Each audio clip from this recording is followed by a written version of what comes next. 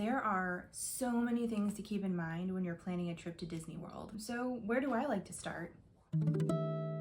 Hey there, it's Elisa, but of course you can call me Ellie. If you're new here, all you gotta know is that I love planners and I love Disney and I love cats. So I am planning a trip to Walt Disney World in Orlando, Florida to celebrate my 30th birthday, and my goal is to share every stage of my trip planning process, so maybe you can learn some tips and tricks along the way, and also to show my friends and family when they're like, what have you been working on this whole time? And I'm like, I've been planning a trip to Disney, and they're like, it can't take that much time. Yes it does, the way I do it. Now you may be asking, Ellie, what makes you an expert in planning trips to Walt Disney World? And the answer is well, I'm not an expert at all. I just really genuinely enjoy the Disney trip planning process. So rather than use one of the many talented travel agents out there, or even the complimentary services provided by Disney themselves that can save time and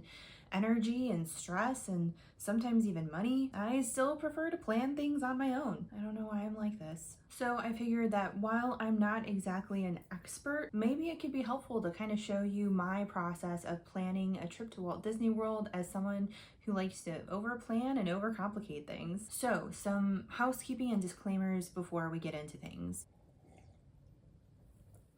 I'm pretty sure my mom made this for me. Isn't it cute? I am by no means affiliated with Disney or any travel agencies whatsoever. Any information or tips or opinions that I share in this video are completely my own, that I formulated myself. That's it. Secondly, any information that I provide to you in this video has been found to be true to the best of my abilities. But since I'm not affiliated with any kind of professional group that could help me find this information, there is a possibility that I might be wrong on some stuff. Or I could be telling you the truth as it is to me right now, but stuff at Disney is always changing, and maybe by the time you see this video, something is different. So basically what I'm trying to say is, if you are watching this video in preparation to planning your own trip to Walt Disney World, I am honored to be a part of that process for you, but don't plan anything on my word alone, okay? Lastly, more of a warning, I just want to apologize in advance because I am giving myself permission to go full-blown tangent mode about Walt Disney World, and that's kind of dangerous for me. I just like talking about Disney World, and I don't have too many opportunities to do that in my own life. So while I do hope that you find this video helpful or just enjoyable, I'm mostly doing it for me. With that being said, let's dive in. Okay, so today I really want to focus on what are those things that are running through my mind as I'm planning and booking my actual vacation package to Walt Disney World. We're at the point of the planning process now where I've already decided that I want to go to Walt Disney World. Check out that related video if you haven't already. And now we're getting into how do we make that happen? Or how do I make that happen? There are tons of different places to get started with booking your actual trip, but when I go to Walt Disney World and I'm planning it by myself, I just book it straight through the Walt Disney World website, and I purchase my park tickets and the hotel in one vacation package all at once. I think the booking process on the website is really designed to do that. So once you get started with the process, they make it relatively easy online to kind of build your vacation package. The tricky part is doing it in the least expensive way possible. Throughout the year, Disney does offer various discounts and promos that can be applied to certain vacation packages. These offers vary throughout the year and sometimes can only be applied to certain dates or certain types of vacation packages, but Disney doesn't make it super easy to find those. There is a special offers link at the bottom of the website, which is where you find these promotional offers, but even me, who knows that it's there, can sometimes have a hard time finding it on the website. There's just so much information to look through. So usually when I'm trying to find what's being offered at the time, I just like Google Disney World discounts or something, and that page just pops up. But that's where I like to start when I'm building my vacation package, because a lot of these discounts usually have at least one requirement, if not a whole list of criteria of how it can apply, and that can affect when I go or where I stay, and I want to know those things before I make any other decisions. And again, this is me planning my own trip for myself. If you're having a professional help plan your trip for you, they should be aware already of all of the available discounts and everything and get you the best available offer for what you need. I just like to make things harder for myself and figure it out on my own. We've established this already. Like, I love going to Walt Disney World, but if somebody else planned my trip for me, I wouldn't love it as much. Like, part of what makes Disney World special for me is the fact that I can spend all this time leading up to the trip planning my trip. Like, when people are like, oh, Disney World, it's so complicated now to like go there and know how things work, and you have to study up on how to have a vacation now. And I'm like, yes, isn't it great? So for this upcoming trip to Walt Disney World, I started it just like any other at the special offers page. Now, there were quite a few different offers to choose from, so I went in knowing that, first of all, I do want to stay on site at a Walt Disney World hotel. I also wanted to go sometime after my birthday or after July, but as close to the end of July as I could, because I still wanted to feel like my birthday time. I just didn't want to have to be traveling and stuff on my birthday, you know? Obviously, the cheapest way to do this would be to not stay on site, but kind of like how the planning process doesn't need to be this way, but I enjoy it. I feel the same way about staying on site at Walt Disney World. You absolutely do not have to stay at a Disney World resort hotel to have a good time at Walt Disney World. But part of the reason why I like going to Disney is because it's like entering into this alternate reality that's like a totally different world where everything is like connected and magical and nostalgic and just awesome. And I don't want that feeling to go away as soon as I step out of the parks. The reason I'm willing to spend all of this time and effort is to have that feeling for as long as possible. So while it means spending a lot more money, I do want to stay on site the entire time. Basically, from the moment the bus from the airport crosses into Walt Disney World, I do not want to step a foot off property until it's time to go home. So, keeping that in mind, I was looking through the different special offers that would be applicable for the time that I was wanting to go to Walt Disney World, and that could include both park tickets and a hotel stay. So there were two main offers that I ended up being able to choose from for my upcoming trip. There was a room discount or a free dining plan. For the room discount offer, I could get 10 to 35% off of my room rate depending on what hotel that I stayed at. The more expensive the hotel, the higher the discount. With the free dining plan offer, it was an offer for Disney Plus subscribers only, and you could get a free dining plan with a non-discounted room stay with a park hopper ticket for 4 days or more. After comparing possible savings for the different hotels that I was considering staying at on property versus how much money I could save on not having to pay for most of my meals, I found that the best option for me this year for this specific upcoming trip was to take the free dining plan offer for Disney Plus subscribers. So once I chose that offer from the special offers page online, it walked me through booking the hotel, buying my park tickets, and kind of building the vacation package to buy all at once. So yes, I know your big question is, so how much is the cost? Well, so my vacation package with the special offer, with the free dining plan to stay on property, with the 4 days of park hopper tickets, staying for 5 nights, my total cost is, let me sure I get this right. It is $1,852.56.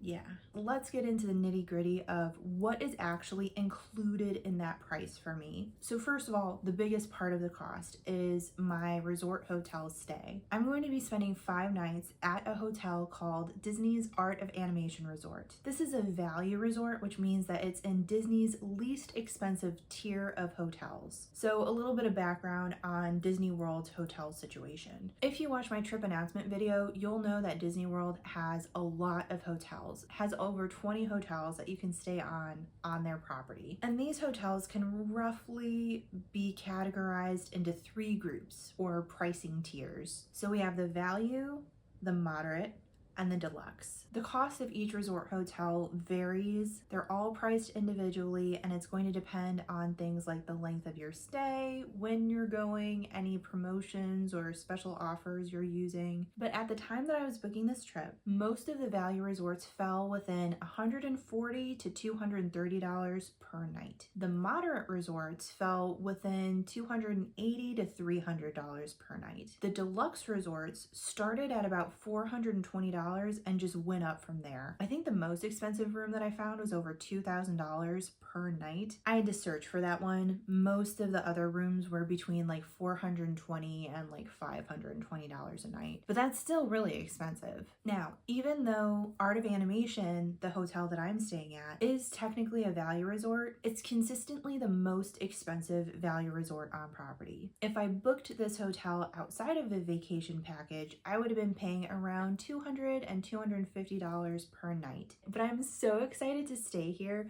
This resort hotel looks awesome, and it looks like exactly what I'm wanting to stay in that Disney bubble for my vacation. Value resorts tend to have way over the top theming, where it's just like Disney in your face the whole time, whereas the more expensive hotels try to give you more of a luxury experience. But I can get a luxury experience anywhere. I'm looking for a Disney experience. This hotel has been on my radar for quite some time, but my other trips have been booked based off of room discounts, and being a value resort, it tends to get the worst room discount rates, but then it's the most expensive value resort, so it ends up being like one of the most expensive places that you can stay sometimes, as far as like standard rooms go. But since for this trip I'm not getting any room discounts, the cost of this hotel is actually on the lower side comparatively, and I am so excited. My plan is on my arrival day, I'm just going to be exploring the resort hotel and showing you about all the cool things that they have there. Okay, so with my vacation package,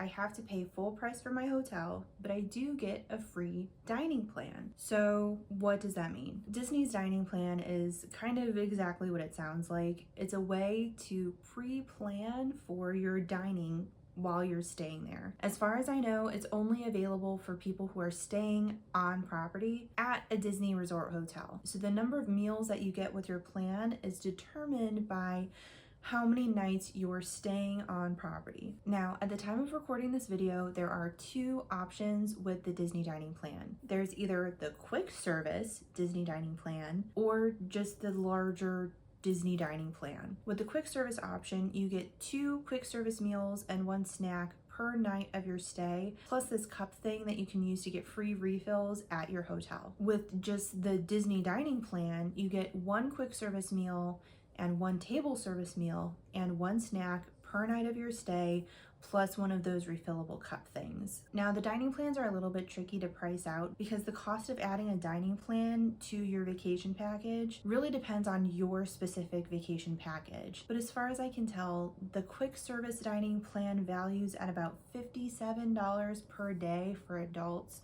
or about $24 per day for children, whereas the larger Disney dining plan with the table service offering costs about $95 per day for adults or $30 per day for children. But again, these prices vary as far as I can tell. With the special offer that I'm using for my trip, I could either get a free quick service dining plan if I stayed at a value or a moderate resort, or I could get the full-blown Disney dining plan for staying at a deluxe resort. And so since I'm staying at a value resort, I'm getting a free quick service dining plan option. Now, I did have the option to upgrade to the larger full Disney dining plan and just pay the difference. But the reason why I'm going with this promo is so that I can spend the least amount of money on food as I can. Plus, the Disney dining plan includes table service meals, and I don't like doing sit-down meals by myself because I am going on this trip solo, so the quick service works for me. All right, so we've covered the hotel, we've covered the food, but the rest of that $1,800 and some odd dollars worth of my vacation package is going to the park tickets. My vacation package includes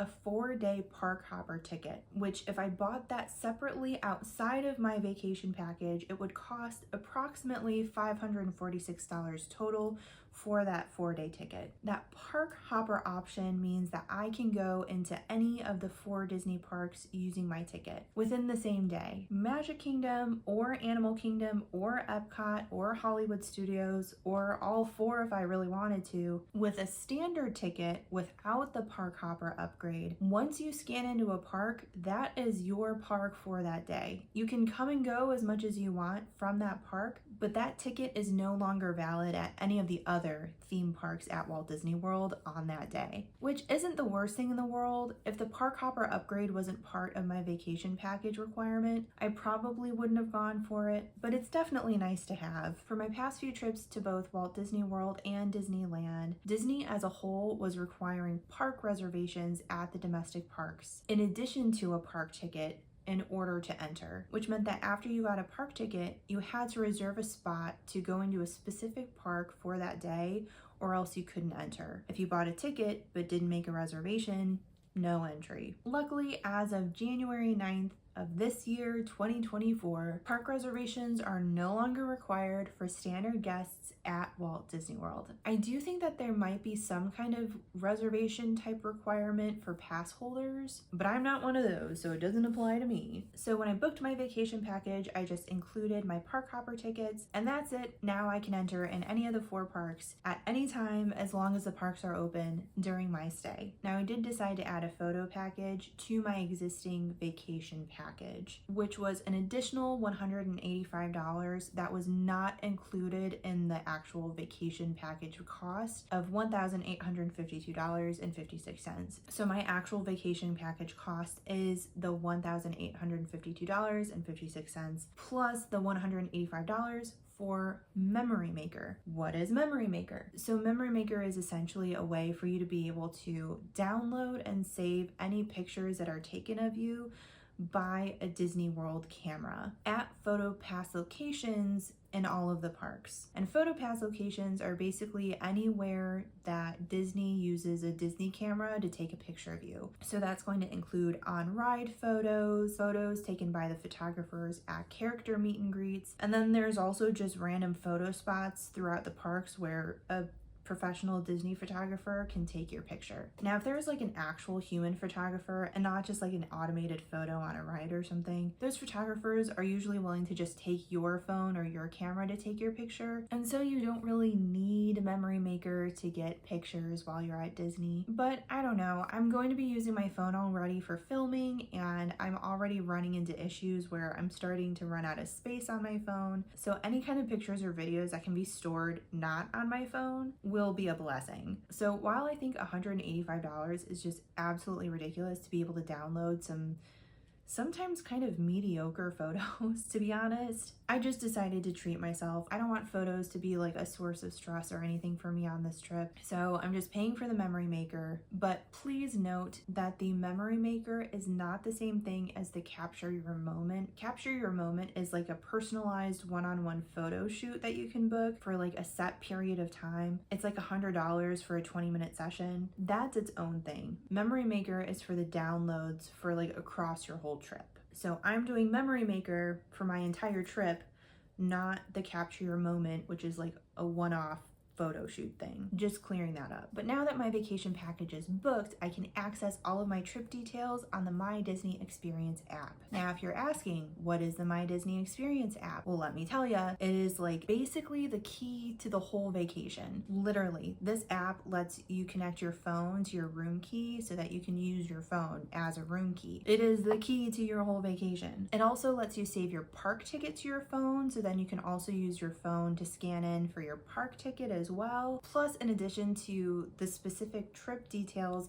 it also has all of the most important information from the Disney Parks website. Things like park hours, bus transportation hours, maps, dining menus and reservation options, attraction wait times, this is where your Memory Maker photos go, mobile orders for food, even live Q&A help from Disney support people. If it pertains to your Disney trip, it can probably be found on this app. And I know there's something to be said about not wanting to constantly be on your phone while you're on vacation. And I get it, that shouldn't be a requirement for vacation. But while the My Disney Experience app isn't necessarily required for your vacation, the Disney park experience is going to keep getting more and more difficult if you don't use it. So before every trip, I make sure that I kind of run through the app again just to make sure that I'm familiar with everything, that I'm getting all of the information that I possibly can, and I know how to get the most out of everything with this app. Well, almost everything. Even though there is that option to connect the room key and the park ticket to the phone, I actually prefer to use a magic band, which are these things right here. Basically, they're just like a wristband with like this little RFID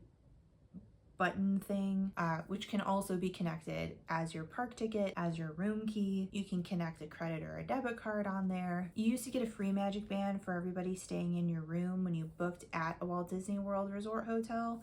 That is no longer the case, but you can get one for kind of a discount, I think, like a little bit of a discount. There really isn't a huge benefit to these magic bands, since basically everything that they can do, your phone can do, but I still like them. They come in fun patterns and colors, and plus I find it more convenient to just like tap my wrist on something instead of like trying to fiddle with my phone and pull up the right thing, especially if I'm trying to record something but also scan into something. So I'm definitely a magic band kind of gal. So thus concludes the purchasing of my vacation package. Now, if you're willing to stick with me for just a little while longer though, I do want to go into a little bit more detail about Disney World vacationing in general and some other factors that I was considering as I was planning this trip, like scheduling or planning when to go to Disney World, because the time of year is definitely going to affect the crowd level and the weather. So when I was booking my vacation, I already had a time frame in mind, but if I was in a situation where I wasn't going for a particular time or reason, I just wanted to go soon, I probably would have chosen to go at a completely different time. Because summer is just kind of a rough time to go to Central Florida, but with every season comes its own pros and cons. But since I am going in the middle of the summer, there are a few things that I need to keep in mind for my trip. Technically, I'm going in the summer during typical summer break, which means that it's more likely for families to be at Walt Disney World as opposed to some other time in the middle of the year where kids would have to be pulled out of school to go. Luckily, it is kind of towards the back end of summer, so I'm hoping that a lot of families who have gone on family vacations have kind of already gotten that out of their system by the time I go later in August. But I am still expecting a lot of families to be there when I go. Luckily, there won't be any federal holidays during my trip because things like 4th of July, Labor Day, Memorial Day, those can really increase the crowds at the parks as well, since not only do the kids have time off, but now some of the parents probably also have time off. So I shouldn't have to worry about that during my trip. Thank goodness. And as far as I can tell, there shouldn't be any big events planned for that time of year either. I know things like run Disney races or cheerleading competitions or like big sports events or conventions can bring in a lot of people all at once, but I haven't seen anything that's going to be happening while I'm there. The only thing really is that the Mickey's Not So Scary Halloween party is going to be going on at some point while I'm there, because Halloween season at Walt Disney World basically starts rolling in as soon as July 4th is over. So there's quite a few of these Halloween parties which are held at the Magic Kingdom on certain evenings, so I'm not anticipating like a huge influx of people at the resort during that time, but it is something that I need to keep in mind when I decide which park I go to at what parts of the day, because the night of the Halloween party, there's going to be a lot more people coming into Magic Kingdom later in the day. Plus, Magic Kingdom might close early on that day to accommodate the party,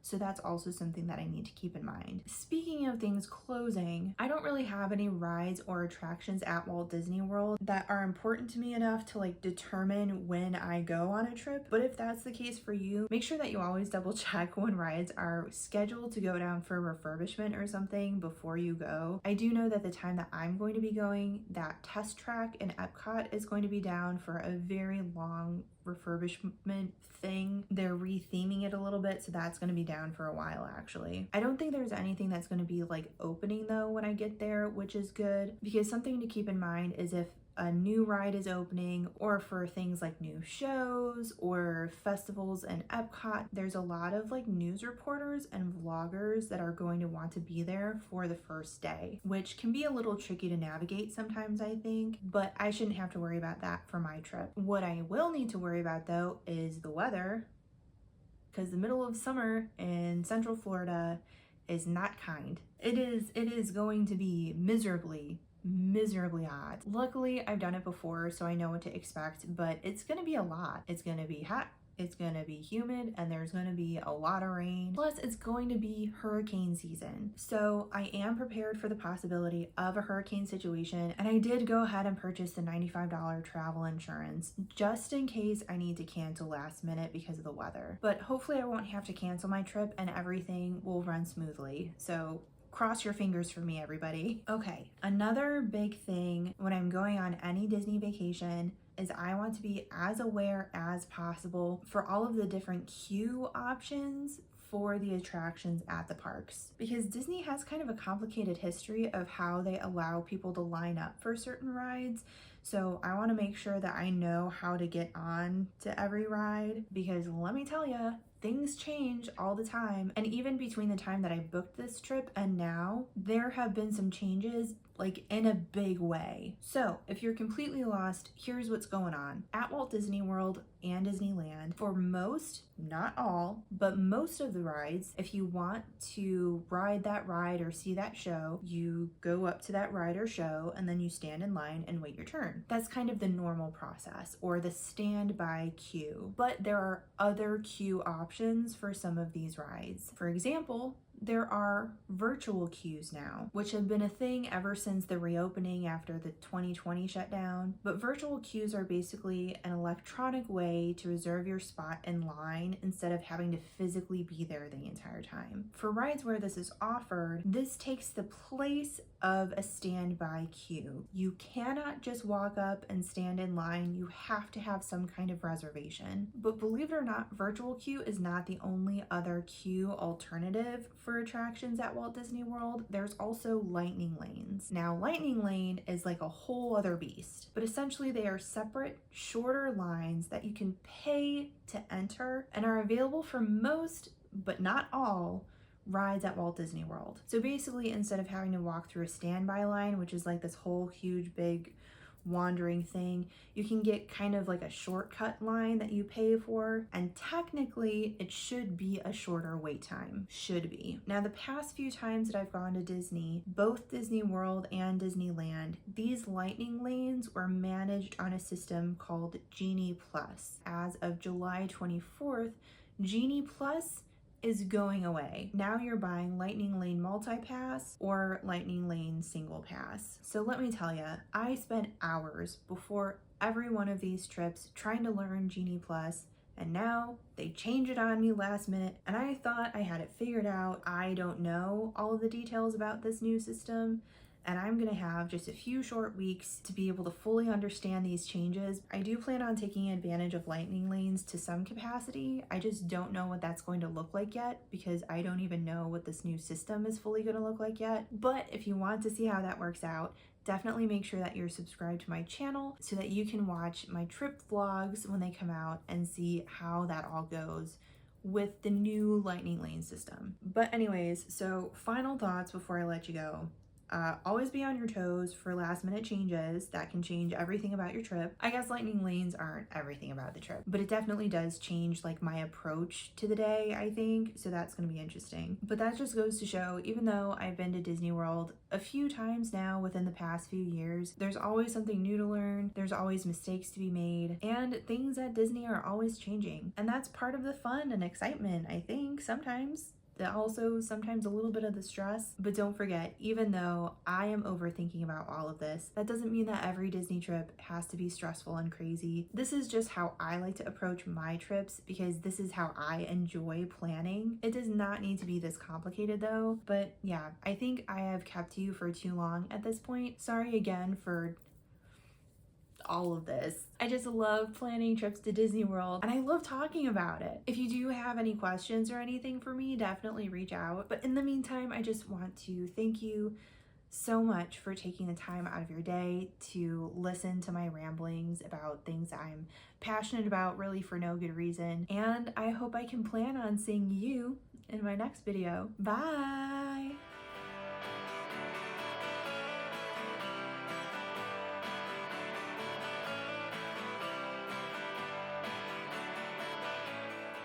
Minerva, do you want to say hello?